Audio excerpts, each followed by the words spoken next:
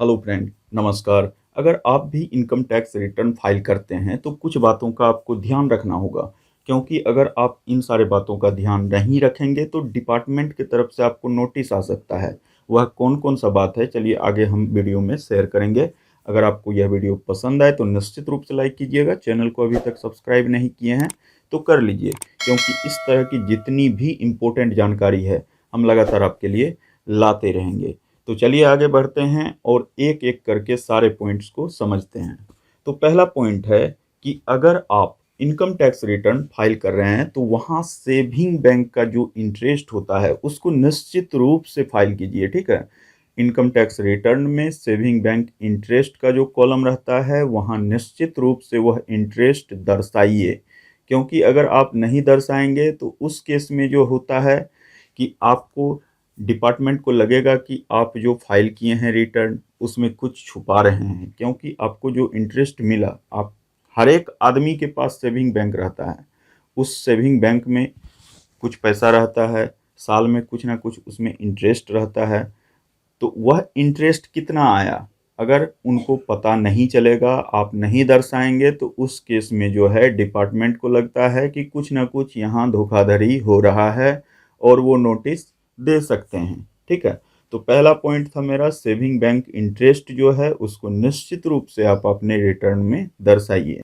दूसरा पॉइंट है, अगर आपके पास एफडी अकाउंट है, ठीक है, आप एफडी जमा किए हैं, एफडी किए हैं, तो उस केस में वह एफडी जो है किसी भी, मतलब कि कोई ट्रस्ट के तहत जमा किए हैं, ट्रस्ट को जमा किए हैं, कॉरपोरेट सोसाइटी को जमा किए हैं, या और भी कहीं पैसा जमा किए हैं। ठीक है, क्योंकि अब देखिए हर एक जगह आपका पैन लिया जाता है, पैन से लिंक रहता है, तो उस केस में जो है आपको परेशानी हो सकती है।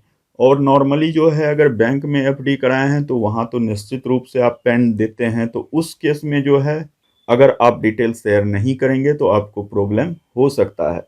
तो इसलिए अगर आप एफडी करवाए हैं तो एफडी पर जो साल में आपको इंटरेस्ट मिल रहा है वह निश्चित रूप से कॉलम में फिल कीजिए। ठीक है, अगर यह फिल नहीं करेंगे तो इस केस में भी डिपार्टमेंट को लगेगा कि यहाँ कुछ प्रॉब्लम हो रहा है।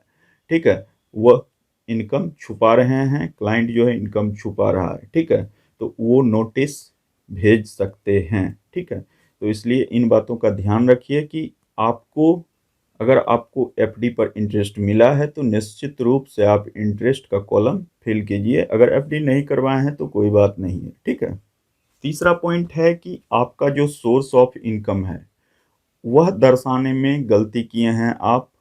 जैसे कि आपका प्रॉफिट जो है अगर सैलरी से है तो आप सैलरी को दर्शा दिए, अदर सोर्स में जो है आपको कुछ मिल रहा है उसको दर्शा दिए, लेकिन सैलरी का जो एक्चुअल अमाउंट है वह आप नहीं शो किए हैं, तो उस केस में क्या होगा, डिपार्टमेंट की तरफ से आपको नोटिस दिया जाएगा।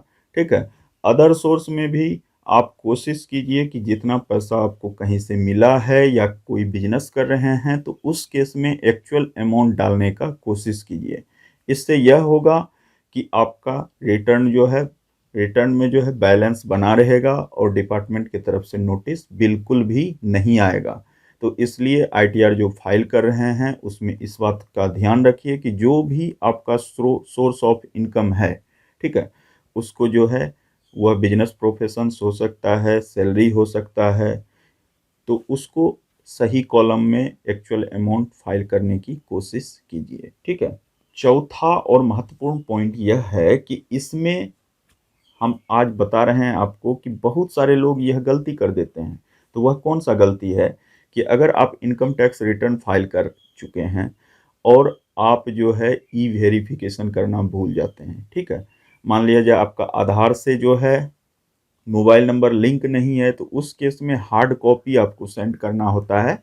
और अगर बैंक से भी आपका लिंक नहीं है, देखिए वेरिफिकेशन जो होता है वह होता है, पहला वेरिफिकेशन आप ई वेरीफाइड कर सकते हैं आधार की सहायता से, दूसरा होता है बैंक अकाउंट से वेरिफिकेशन, तो वहाँ इंटरनेट बैंकिंग की ज़रूरत होती है। अगर बैंक में आपका इंटरनेट बैंकिंग है तो उस केस में जो है आप बैंक से वेरिफिकेशन करवा सकते हैं, लेकिन अगर इंटरनेट बैंकिंग नहीं है तो उस केस में जो है इन दोनों तरीकों से आपका वेरिफिकेशन नहीं होगा। ठीक है, तो वहाँ जो है अगर डीमैट अकाउंट है और उसमें जो है ऑनलाइन बैंकिंग की सुविधा है, सारा चीज़ ऐड है, तो वहाँ से भी करा सकते हैं।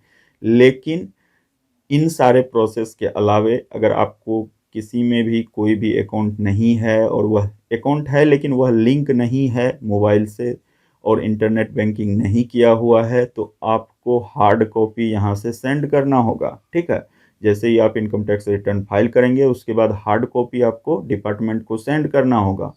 तो वह अगर आप भूल जाते हैं सेंड करना तो यह सबसे बड़ी भूल है। ठीक है, यहाँ आपका आईटीआर जो है पेंडिंग हो जाएगा। और अगर आपका जैसे कि उसमें दिया हुआ रहता है, आप सेलेक्ट किए हैं 120 डेज वाला, तो वह जो है 120 डेज के बाद जो है प्रॉब्लम क्रिएट होता है। ठीक है, ई वेरिफिकेशन में। तो यह बात जो है ध्यान में रखिए कि जैसे ही आप रिटर्न फाइल किए हैं, अगर ऑनलाइन तरीके से आप वेरीफाई नहीं कर पा रहे हैं तो निश्चित रूप से हार्ड कॉपी जो है डिपार्टमेंट को सेंड कर दीजिए। ठीक है, यह बहुत ही इम्पोर्टेंट है।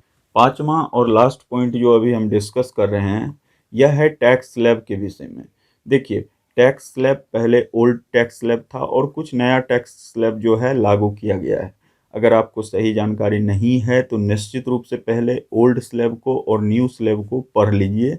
इनकम टैक्स का जो स्लैब है उसको पढ़ लीजिए, इसके बाद ही रिटर्न फाइल कीजिएगा। क्योंकि अगर आप उसमें थोड़ा सा भी गलती करते हैं तो वहाँ आप डिटेल्स फाइल जो कर रहे हैं उसमें प्रॉब्लम होगी और आपका रिटर्न जो है गलत हो जाएगा। इस केस में जो है आपको प्रॉब्लम हो सकती है, डिपार्टमेंट की तरफ से नोटिस आ सकता है। तो इन सारे पॉइंट्स को ध्यान में रखते हुए अगर आप इनकम टैक्स रिटर्न फाइल करेंगे तो निश्चित रूप से आपका जो है रिटर्न सही रहेगा। और अगर इन पॉइंटों को नज़रअंदाज करके आप रिटर्न फाइल कर रहे हैं तो आपको यह बात ध्यान में रखना होगा कि आप नोटिस के लिए तैयार रहिए और वह नोटिस कभी भी आ सकता है और आपको उसका जवाब देने के लिए रेडी रहना चाहिए। तो इन सारे पैचेस बचने के लिए आपको जो है सही रिटर्न निश्चित रूप से फाइल करना होगा और इन सारे पॉइंट को ध्यान में रखना होगा। तो चलिए मिलते हैं नए वीडियो में कुछ नई जानकारी के साथ। तब तक के लिए बाय बाय। जय हिंद।